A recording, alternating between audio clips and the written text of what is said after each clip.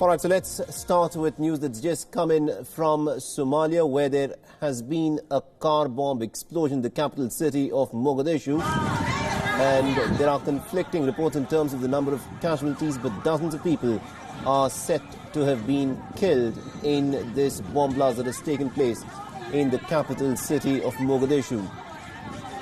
Now, what we know so far is this, that there are at least 17 Somali policemen who were present in the place where this blast took place, and some of them may have succumbed to injuries resulting from this blast. The explosion occurred in a heavy traffic area in the Somali capital. There's a security checkpoint and also a tax collection center in this area where the blast took place. And what this of course means is that a very busy area where cars are usually held up for a long time is what was targeted as a part of this blast.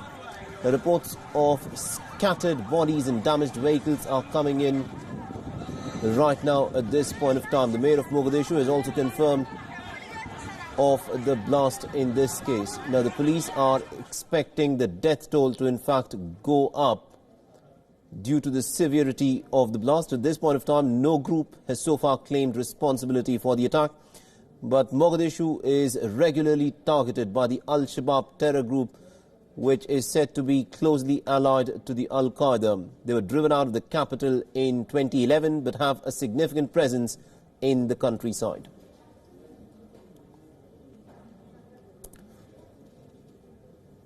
All right, so we'll get you more updates as they emerge from Somalia, but for the time being, let's now shift our attention to some other stories now, where Russia has claimed unassailable supremacy after spearheading the supersonic missiles club. If the Kremlin's claims are to be believed, then Russia has deployed its second hypersonic missile system called the Avangard. Now, back in 2018, Vladimir Putin claimed that the Avangard can travel 20 times faster than the speed of sound. The Moscow has at this point of time not divulged information as to where the Avangard has been deployed. There are multiple officials who have earlier hinted that the Ural Mountains is a possible location where Russia could have installed its missile systems. Now, this deployment follows the Kinshal hypersonic system that is already in service, and according to Putin, Russia is of course leading the world in hypersonic missiles.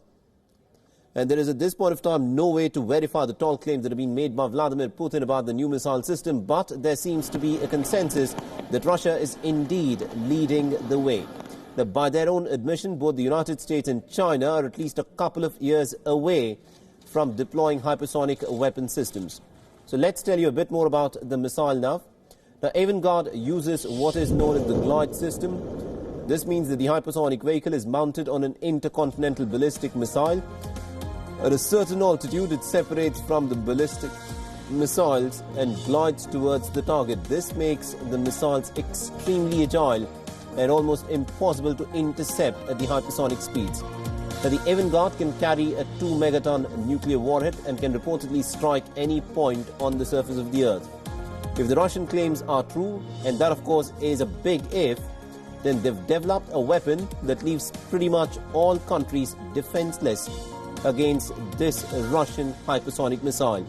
Now, there of course will be implications for this deployment. Vladimir Putin claims that the United States was the one that pushed Russia towards developing the hypersonic missiles.